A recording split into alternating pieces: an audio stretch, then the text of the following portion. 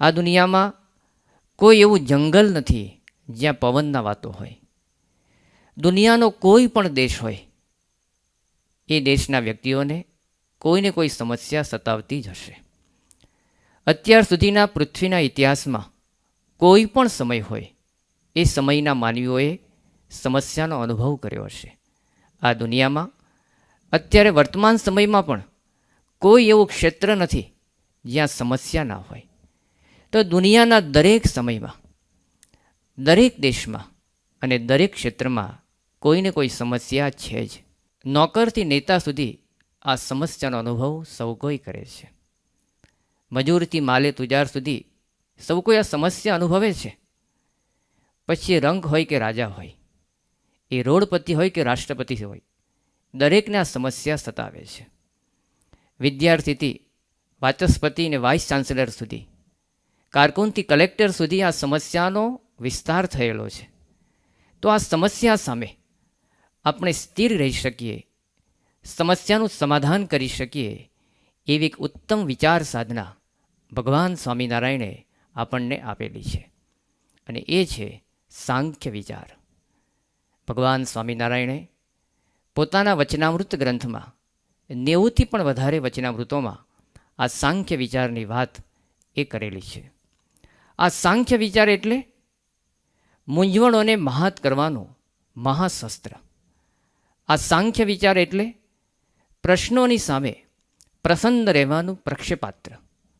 આ સાંખ્ય વિચાર એટલે આફતોની સામે અડગ રહેવાનું અમોઘ શસ્ત્ર. તો આ સાંખ્ય વિચાર, એની શું મહત્તા છે, એનો શું મર્મ છે? આપણને નડતી સમસ્યાઓ સામે આપણે નચિંત થઈ જઈએ, આપણે નિશંક થઈ જઈએ અને આપણે નિશ્ચિંત થઈ જઈએ, એવું અદ્ભુત સમાધાન ગુણાતીતાનંદ સ્વામીની વાતોમાંથી પ્રાપ્ત થાય છે. સમસ્યાઓનું માત્ર તત્કાલીન સમાધાન નહીં, સમસ્યાનું માત્ર સમકાલીન સમાધાન પણ નહીં, પરંતુ સમસ્યાઓનું સર્વકાલીન સમાધાન મળે, એ ગુણાતીતાનંદ સ્વામીની વાતોમાં દેખાય. એ સમસ્યા પછી લૌકિક હોય કે પારલૌકિક, એ સમસ્યા વ્યવહારિક હોય કે આધ્યાત્મિક, પરંતુ એ સમસ્યાનું સર્વાધિક અને સાર્વત્રિક સમાધાન એમાં દેખાય. એ સમસ્યાનું સર્વદા અને સર્વતા ઉપયોગી સમાધાન એ વાતોમાંથી પ્રાપ્ત થાય. આ જગત નાશવંત છે કહેતા સાંખ્ય વિચાર, એનું પ્રત્યહમ રોજ અનુસંધેયા કહેતા અનુસંધાન રાખવું. સત્સંગ દીક્ષા ગ્રંથમાં મહંત સ્વામી મહારાજે રોજ કરવાની કેટલીક વાતો કરી છે. જેમ કે 52મા શ્લોકમાં નિત્ય પૂજા, 86મા શ્લોકમાં ઘર સભા, 93મા શ્લોકમાં નજીકના મંદિરે દર્શન, તો 145મા શ્લોકમાં અંતરદ્રષ્ટિ, 146માં અક્ષરરૂપ થઈને પુરુષોત્તમની ભક્તિનો વિચાર, તો 149માં પ્રાપ્તિનો વિચાર, તો 238મા શ્લોકમાં ચરિત્ર ગ્રંથોનું નિત્ય વાંચન, 153મા શ્લોકમાં પ્રાર્થના રોજ કરવી. આ બધી વાતો રોજ કરવાની લખી છે. એમાં સાંખ્ય વિચાર પણ પ્રત્યહમ કહેતા રોજ કરવો એવું લખ્યું છે, અને સાથે અનુસંધેયા, એનું અનુસંધાન રાખવું. માત્ર વિચાર નહીં, વિચાર અને અનુસંધાન વચ્ચે ફર્ક છે. વિચાર તો આવીને જતો રહે, અથવા કરીએ એટલે પૂરો થાય, પરંતુ અનુસંધાન એટલે સતત એની આલોચના, સતત એનો જ વિચાર, એને અનુસંધાન કહેવાય. અને આ સાંખ્ય વિચાર માટે મહંત સ્વામી મહારાજે સત્સંગ દીક્ષા ગ્રંથમાં અનુસંધાન શબ્દ મૂક્યો છે. એના પરથી પણ આ સાંખ્ય વિચારનું કેટલું મહત્ત્વ છે, કેટલો એનો મહિમા છે, એ આપણને ખ્યાલ આવે છે. સંખ્યા અને સાંખ્ય એ ભારતીય સંસ્કૃતિએ વિશ્વને આપેલી ઉત્તમ ભેટ છે. સંખ્યાનું મહત્ત્વ વ્યવહારિક માર્ગમાં છે અને સાંખ્યનું મહત્ત્વ આધ્યાત્મિક માર્ગમાં છે. તો સાંખ્ય એક વાસ્તવિકતા છે, એ કોઈ કાલ્પનિક વિચાર નથી, એ હકીકત છે. આ સાંખ્ય વિચારને ગુણાતીતાનંદ સ્વામીએ આંખ સાથે સરખાવ્યો છે. સ્વામીનો ભાવાર્થ, આંખ એટલે માત્ર ચર્મચક્ષુ નહીં, પરંતુ દ્રષ્ટિ. જેમ આપણી આંખ હોય તો આપણે જોઈ શકીએ છીએ, પરંતુ દ્રષ્ટિ હોય તો શું જોવું અને શું ન જોવું એનો વિવેક આવે છે. આ સાંખ્ય વિચાર એક દ્રષ્ટિ સમાન છે, જેથી જગતને કઈ રીતે જોવું અને કઈ રીતે ન જોવું એનો વિવેક આવે છે. તો આ સાંખ્ય વિચાર કેવી દ્રષ્ટિ છે? તો સામાન્ય દ્રષ્ટિ અને સાંખ્ય દ્રષ્ટિ. સામાન્ય દ્રષ્ટિથી જગતના પદાર્થોને જોઈએ તો મોહ થશે, પણ સાંખ્ય દ્રષ્ટિથી જોઈએ તો એ પદાર્થની વાસ્તવિકતાનો ખ્યાલ આવશે અને વૃત્તિ પાછી વળશે. એને સરખાવવું હોય તો કહી શકાય કે સામાન્ય દ્રષ્ટિ એટલે ફોટોગ્રાફિક દ્રષ્ટિ અને સાંખ્ય દ્રષ્ટિ એટલે એક્સરે દ્રષ્ટિ. જેમ આપણો ફોટોગ્રાફ્સ હોય તો એનું આપણે આલ્બમ બનાવીએ, એને સારી ફ્રેમમાં મઢાવીએ, ઘરમાં એને સારા લોકેશન પર મૂકીએ અને કોઈ મહેમાન આવે તો એને આલ્બમ બતાવીએ પણ ખરા. પરંતુ કોઈએ પોતાના એક્સરેનું આલ્બમ બનાવ્યું? કોઈએ એક્સરેને સારી ફ્રેમમાં મઢાવ્યો? અથવા તો એ એક્સરેને ઘરના સારા લોકેશન પર મૂક્યો? ના. પણ હવે પ્રશ્ન એ છે કે આપણું આ શરીર જેનો ફોટોગ્રાફ પણ છે અને એક્સરે પણ છે, પણ એમાં જ્યારે કોઈ રોગનું દુઃખ આવે અને એનો ઈલાજ કરવાનો થાય ત્યારે એક્સરે કામ લાગે કે ફોટોગ્રાફ્સ કામ લાગે? ડૉક્ટર એનો ઈલાજ એ ફોટોગ્રાફ્સને આધારે કરે કે એક્સરેને આધારે કરે? એક્સરેને આધારે. એમ જ્યાં સુધી આપણે સામાન્ય દ્રષ્ટિથી જગતને જોઈશું તો સમસ્યાનો ઈલાજ નહીં આવે, પણ સાંખ્ય દ્રષ્ટિથી જગતને નિહાળીશું તો સમસ્યાનો ઈલાજ આવશે. આ જ સાંખ્ય વિચારની મહત્તા છે. તો આ સાંખ્ય વિચારને બહુ જ સુંદર રીતે ભગવાન સ્વામિનારાયણે ગોપાળાનંદ સ્વામીને સમજાવેલો, જેનો ઉલ્લેખ સત્સંગી જીવન ગ્રંથમાં કરવામાં આવ્યો છે. ભગવાન સ્વામિનારાયણ કહે છે, ક્રિયતે વસ્તુન યસ્ય લોભસ્તત્ખલુ નશ્વરમ યદર્થમ ક્રિયતે તચ્ચ શરીરમ ક્ષણભંગુરમ.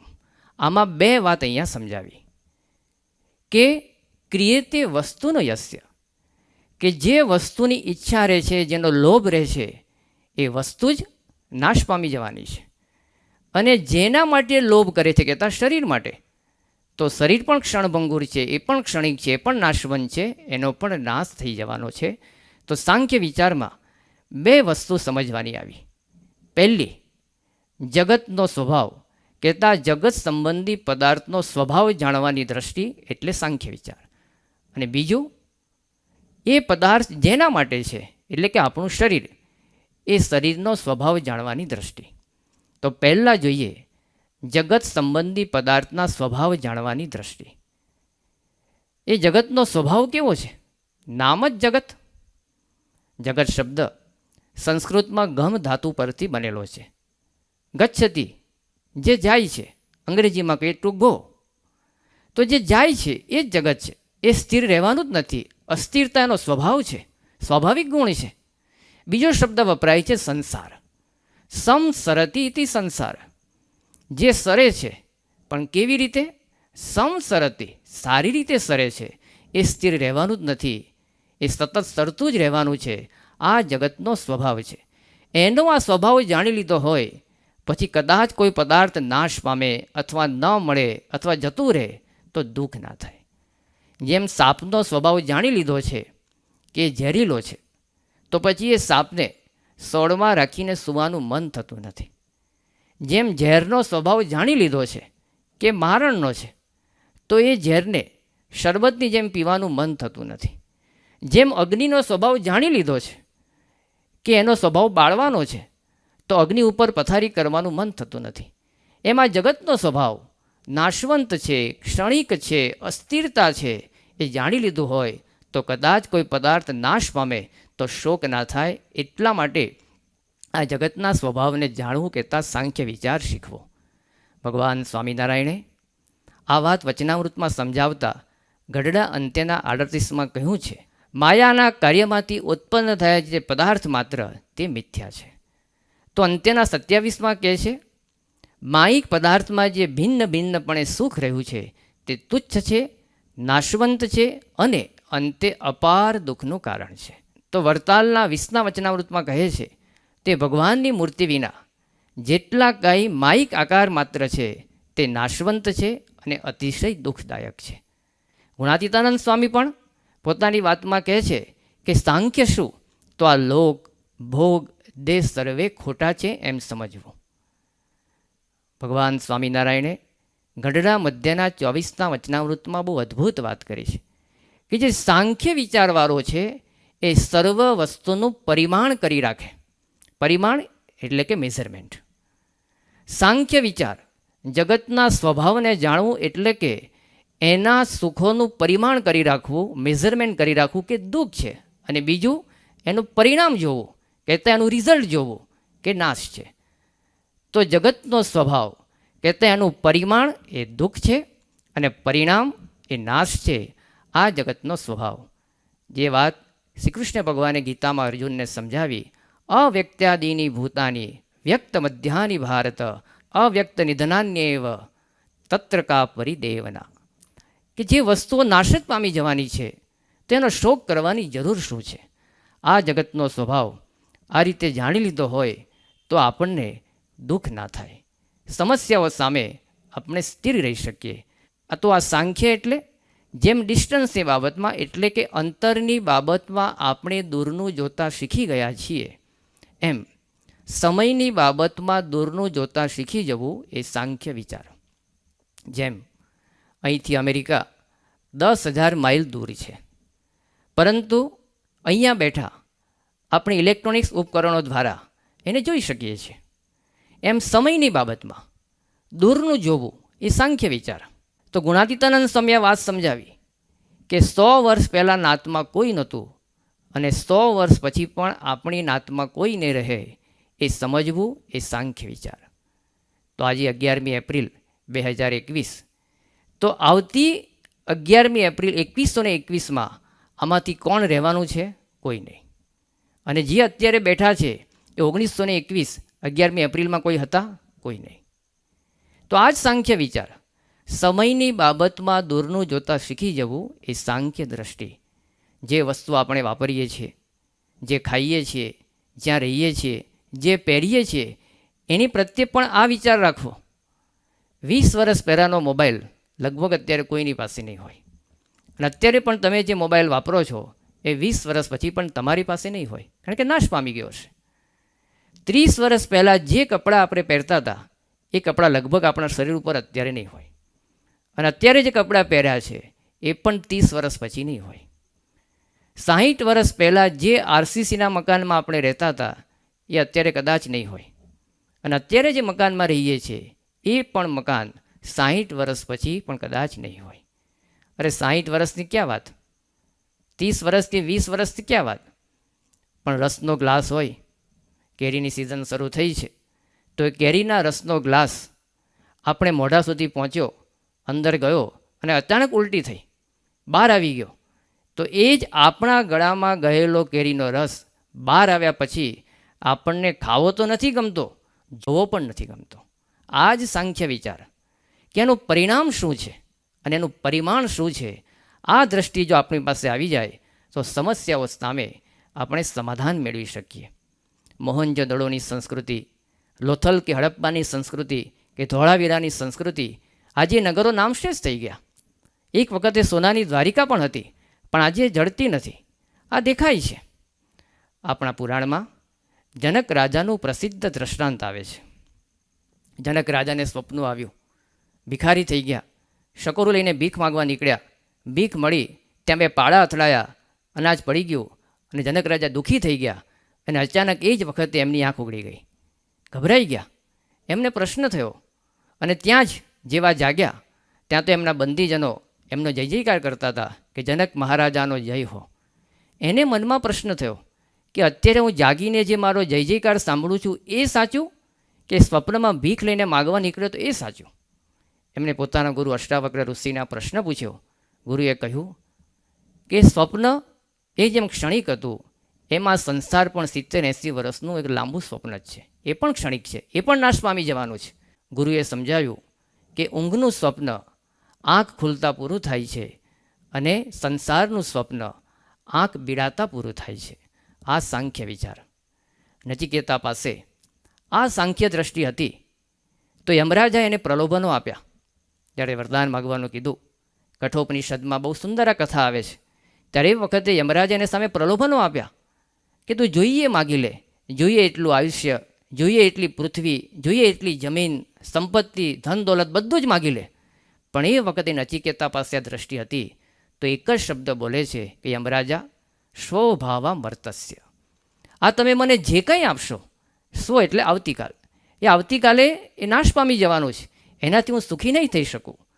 તો પ્રલોભનો સામે પણ નચિકેતા સ્થિર રહી શક્યા સાંખ્ય દ્રષ્ટિથી. સદાશિવભાઈ ખંભાતના સન્નિષ્ઠ હરિભક્ત, એમની પાસે આ વિચાર હતો. તેમના જીવનમાં પ્રસંગ એવો બન્યો કે પોતે ખંભાતમાં બહુ સુંદર હવેલીનું નિર્માણ કર્યું હતું.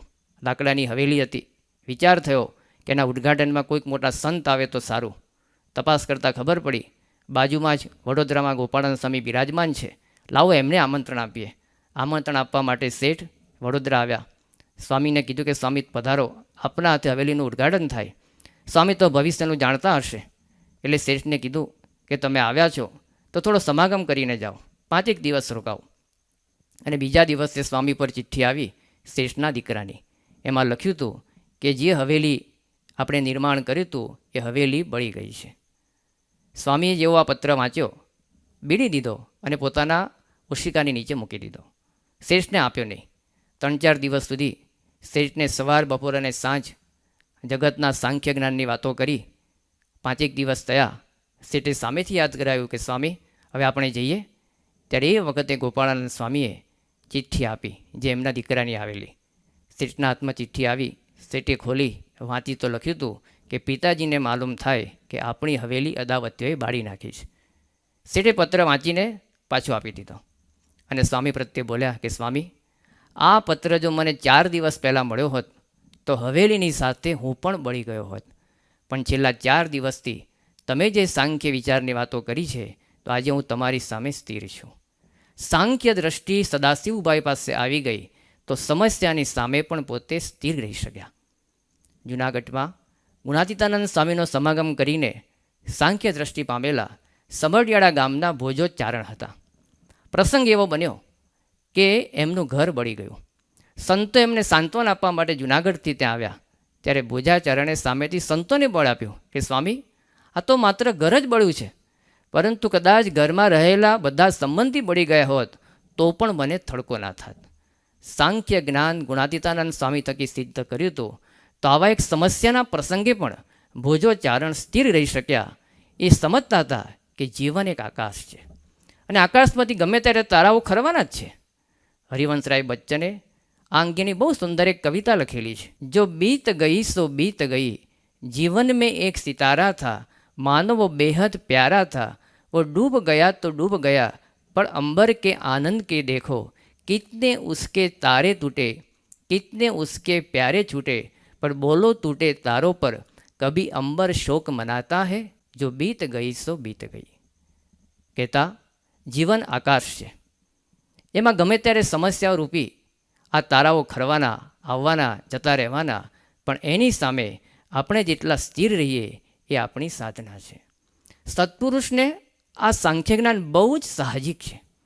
જાણે સાંખ્ય જ્ઞાનના સર્વોચ્ચ શિખર ઉપર બેઠા હોય એવું આપણને પ્રસંગે પ્રસંગે અનુભવાય. પ્રમુખ સ્વામી મહારાજ 1977ની સાલમાં લંડનમાં હતા. એક હરિભક્તની ક્રોકરીની દુકાનમાં પધરામણીએ ગયા. બધી અદ્યતન વસ્તુઓ અને બહુ જ મોંઘી વસ્તુઓ. એક વસ્તુ જોઈએ અને બીજી વસ્તુ ભૂલીએ એટલી અત્યંત આધુનિક વસ્તુઓ એ દુકાનમાં હતી. એ હરિભક્તે સ્વામીને આગ્રહ કર્યો કે સ્વામી કોઈક વસ્તુ લો, પણ સ્વામી ના પાડી અને સ્વામી સહજ બોલ્યા કે ધૂળનું છે અને ધૂળમાં મળી જવાનું છે. કેટલી સહજ સાંખ્ય દ્રષ્ટિ આ સત્પુરુષના જીવનમાં છે. તો સાંખ્ય વિચારનો પ્રથમ વિચાર કે આ જગત સંબંધી જે કાંઈ પદાર્થો છે એ નાશવંત છે, ક્ષણિક છે, એનું પરિણામ એ નાશ છે અને એનું પરિમાણ એ દુઃખ છે. બીજી વાત, યદર્થમ ક્રિયેતે તચ્ચ શરીરમ ક્ષણભંગુરમ, કહેતા એ વસ્તુઓ જેના માટે છે, કહેતા શરીર માટે, એ શરીર પણ ક્ષણભંગુર છે. આ શરીર એ થોડાક દિવસનો ખેલ છે, થોડાક વર્ષોની રમત છે. નામ જ છે શરીર. ક્ષીયતે તત્ શરીરમ, જે નાશ પામવાનું છે, ક્ષીણ પામવાનું છે. તો આ સાંખ્ય વિચાર એટલે મરણના સ્મરણ સાથે જીવવું એ સાંખ્ય દ્રષ્ટિનો બીજો વિચાર. જેની વાત ભગવાન સ્વામિનારાયણે ગઢડા અંત્યના 30ના વચનામૃતમાં બહુ સુંદર રીતે સમજાવી છે, એકદમ પ્રેક્ટિકલ, કે આ ઘડી અને આ ક્ષણમાં મરી જવું છે એવું નિરંતર અનુસંધાન રાખવું. કેટલી અદ્ભુત પ્રેક્ટિકલ સાંખ્ય વિચારની વાત.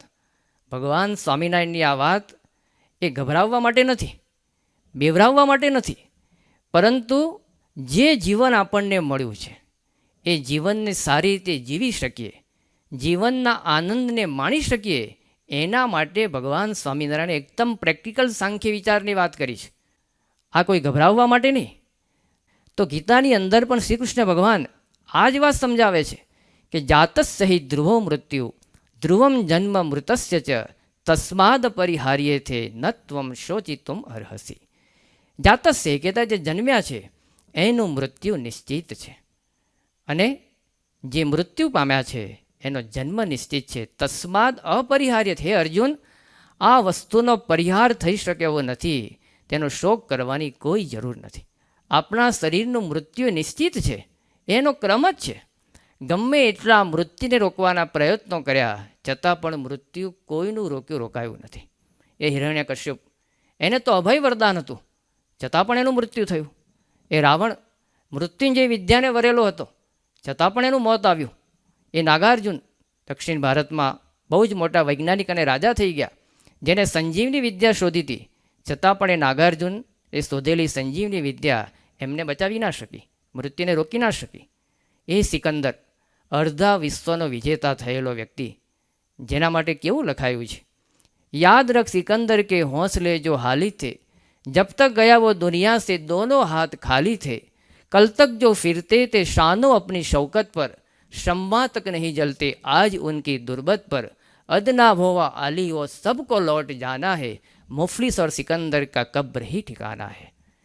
અડધું વિશ્વ જીતેલો વિજેતા સિકંદર રાજા એ પણ મૃત્યુ પામ્યો. અને શું લખ્યું? કલ તક જો ફિરતે તે શાનો અપની શૌકત પર. ગઈકાળ સુધી તો જેની વિજય પતાકા અડધા વિશ્વ પર લહેરાતી હતી, પણ શમ્મા તક નહીં જલતી આજ ઉનકી દુર્બત પર. આજે એની કબર ઉપર એક નાનકડું ટમટમ્યું પણ બળતું નથી. કહેતા આજે કોઈ એને યાદ કરતું નથી, એનું પણ મૃત્યુ થઈ ગયું. મોગલ વંશ ભારતમાં રાજ કરી ગયો. એના રાજા હતા અકબર.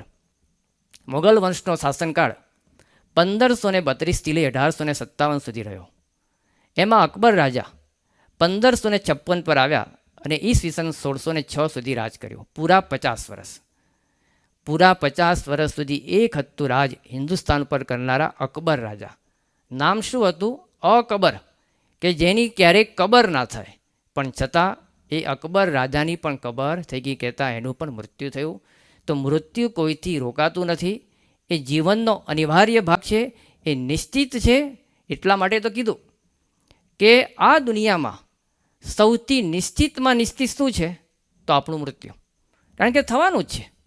તમે ઈચ્છો કે ના ઈચ્છો, તમે માગો કે ના માગો, પણ એ આવવાનું જ છે. અને બીજું શું કીધું? અનિશ્ચિતમાં અનિશ્ચિત શું છે? તો એ પણ મૃત્યુ. કેમ? કારણ કે ક્યારે આવવાનું છે, કેવી રીતે આવવાનું છે, એ કાંઈ નક્કી નથી. એટલે અનિશ્ચિતમાં અનિશ્ચિત પણ મૃત્યુ અને નિશ્ચિતમાં નિશ્ચિત પણ મૃત્યુ. નામ જ મૃત્યુલોક. જેમ કાપડની દુકાનમાં જઈએ તો કાપડ મળે, કરિયાણાની દુકાનમાં જઈએ તો કરિયાણું મળે, મોબાઈલની દુકાનમાં જઈએ તો મોબાઈલ મળે, એમ આ લોકનું નામ છે મૃત્યુલોક. એમાં મૃત્યુ મળવાનું જ. તમે માગો કે ના માગો, એ મૃત્યુ આપણને મળવાનું છે. કહેતા જીવનનું અનિવાર્ય એક ઘટના એ મૃત્યુ છે, એને રોકાતી નથી. તો આ અનુસંધાન સાથે જીવીએ, એ સાંખ્ય વિચારનું પ્રેક્ટિકલ સ્વરૂપ ભગવાન સ્વામિનારાયણે આપ્યું છે. અને આ વિચાર સાથે જે જીવ્યા એ મૃત્યુને પણ મહોત્સવ તુલ્ય બનાવી શક્યા. સ્ટીવ જોબ્સ, આઈફોનનો શોધક, અને સાથે આઈપેડ, આઈપોડ જેવી ઘણી બધી વસ્તુ એને શોધી. ઈસવીસન 2005 12મી જૂન સ્ટેનફોર્ડ યુનિવર્સિટીનું એક કેમ્પસ, એનો કોન્વોકેશન ડે. એમાં સ્ટીવ જોબ્સને મુખ્ય અતિથિ તરીકે બોલાવવામાં આવ્યા હતા. સામે 23,000 વિદ્યાર્થીઓનો પદવીદાન સમારંભ હતો. એમાં સ્ટીવ જોબ્સે પોતાના જીવનની 3 વાતો કરી. એમાં ત્રીજી મહત્ત્વની વાત કરતાં એને કીધું કે જ્યારે હું 17 વર્ષનો હતો અને એ દિવસે સવારે હું ઉઠ્યો, બાથરૂમમાં ગયો, અરીસા સામું જોયું અને મને એક વિચાર ઝબક્યો. કયો વિચાર? કે આજે જાણે મારા જીવનનો છેલ્લો દિવસ હોય તો મારું કાર્ય કેવી રીતે થાય છે. સ્ટીવ જોબ્સે પછી કીધું, એ દિવસે રાત્રે મેં તપાસ કરી તો આખા દિવસમાં મારું કાર્ય ખૂબ સારી રીતે થયું. બસ ત્યારથી લઈને આજ દિન સુધી છેલ્લા 33 વર્ષથી હું રોજ સવારે ઉઠીને વિચાર કરું છું કે આજે મારા જીવનનો છેલ્લો દિવસ છે, તો મારું કાર્ય, મારી શોધો એ ખૂબ સારી રીતે થઈ. આ લોકમાં પ્રગતિ કરવી હોય તો પણ આ વિચારની જરૂર છે, તો પરલોક તરફ પ્રયાણ કરવું હોય તો આ વિચારની જરૂર છે જ, એ ભગવાન સ્વામિનારાયણ કહે છે. વોલ્ટ ડિઝની વર્લ્ડ બનાવનાર, દુનિયાનું મોટામાં મોટું એમ્યુઝમેન્ટ પાર્ક જેણે બનાવ્યું, એ વોલ્ટ ડિઝનીને પૂછવામાં આવ્યું, તમે આટલા સુંદર ચિત્રનું સર્જન કેવી રીતે કરી શકો છો? ત્યારે એને કીધું, હું એવું માનું છું કે આ ચિત્ર એ મારા જીવનનું છેલ્લું ચિત્ર છે. તો આ માત્ર વિચાર નથી, પરંતુ જે જીવન મળ્યું છે એમાં પ્રગતિ કરવી હોય, સમસ્યાઓ સામે સ્થિરતા રાખવી હોય, તો આ વિચારની બહુ જ મહત્તા છે. એ ભગવાન સ્વામિનારાયણ સમજાવે છે. એટલે જ ઈશાવાસ્ય ઉપનિષદના 17મા મંત્રમાં કીધું, ઇદમ ભસ્માંતમ શરીરમ, કે આ શરીરની અંતે ભસ્મ જ થવાની છે. આ વિચાર સાથે જીવીએ તો જે જીવન મળ્યું છે એને સારી રીતે આપણે જીવી શકતા હોઈએ છીએ. ભગવાનજીભાઈ માંડવિયા, કેનેડા દેશના સન્નિષ્ઠ હરિભક્ત, બહુ જ નાની ઉંમરે બ્લડ કેન્સર થયું, બહુ જ મોટી આપત્તિ આવી ગઈ, સત્સંગમાં સંપૂર્ણપણે સમર્પિત હતા, પણ એમના રોગથી, એમના દર્દથી એમના સંબંધીજનો, મિત્રો, સગાવાલા બહુ દુઃખી થયા. ત્યારે ભગવાનજીભાઈ એમને સમજાવતા કે જુઓ, ગુરુહરિ પ્રમુખ સ્વામી મહારાજની કૃપાથી મને આ મૃત્યુનું કોઈ જ દુઃખ નથી. મને ખબર છે કે મારા જીવનમાં આ રોગમાં મૃત્યુ નિશ્ચિત છે, પણ હું નક્કી કરીને બેઠો છું, મને એની કોઈ ચિંતા નથી. સામે મૃત્યુ બારણે ટકોરા મારતું હોય, દેખાતું હોય, અને છતાં પણ એનો કોઈ ડર ન રહેવો, આ સાંખ્ય વિચારથી દ્રઢ થાય. તો આ વિચાર, જે જીવન આપણને મળ્યું છે એ જીવનમાં આવતી સમસ્યાઓ સામે સ્થિર રહેવાનો અદ્ભુત વિચાર છે, જે ભગવાન સ્વામિનારાયણે અને ગુણાતીતાનંદ સ્વામીએ આપણને સમજાવ્યો છે. આ સાંખ્ય વિચાર કરવાથી સમસ્યા ના આવે એવું નથી, સમસ્યા તો આવવાની છે અને આવતી રહેશે, પરંતુ આ સાંખ્ય વિચાર દ્રઢ હશે તો સમસ્યાઓ સામે આપણે સ્થિર રહી શકીશું. શિયાળામાં સ્વેટર પહેરવાથી બહારની પડતી ઠંડી બંધ નથી થતી, ઠંડી તો પડે જ છે, પણ આપણે સ્વેટર પહેર્યું હોય તો એ ઠંડી આપણને નથી લાગતી. ઉનાળામાં એસી રૂમમાં બેસવાથી બહારની ગરમી ઓછી નથી થતી, ગરમી તો પડે જ છે, પણ આપણે એસી રૂમમાં બેઠા હોય તો બહારની ગરમી આપણને નથી લાગતી. ચોમાસામાં છત્રી રાખવાથી વરસાદ બંધ નથી થતો, વરસાદ તો પડે જ છે, પણ આપણે છત્રી રાખી હોય તે વરસાદનું પાણી આપણને ના પલાળે.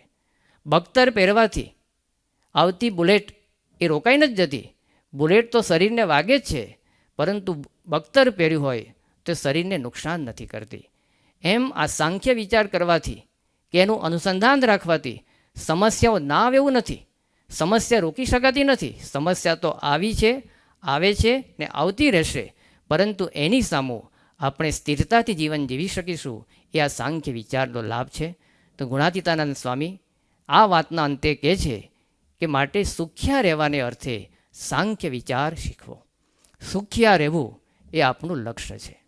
આપણા અંતરનો આનંદ ડિસ્ટર્બ થાય એના જેવું જીવનમાં બીજું કોઈ મોટું ડિસ્ટર્બન્સ નથી. આપણા અંતરના આનંદને જાળવી રાખવો એ આપણી સાધના છે, આપણું લક્ષ્ય છે.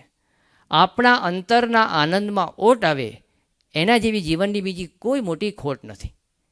તો અંતરનો આનંદ જળવાઈ રહે, બહારની આવતી સમસ્યાઓ સામે આપણે સ્થિર અને શાંત રહી શકીએ, એ માટેનું અદ્ભુત અમોઘ શસ્ત્ર, એક સુરક્ષા ચક્ર ગુણાતીતાનંદ સ્વામી અને ભગવાન સ્વામિનારાયણે સાંખ્ય વિચાર દ્વારા આપણને ધરાવ્યું છે. આ સાંખ્ય વિચાર દ્વારા જીવનની આવતી તમામ સમસ્યાઓમાં આપણે સંતુલિત અને પ્રફુલ્લિત રહી શકીએ. એ જ મહારાજ અને સ્વામીના ચરણોમાં પ્રાર્થના.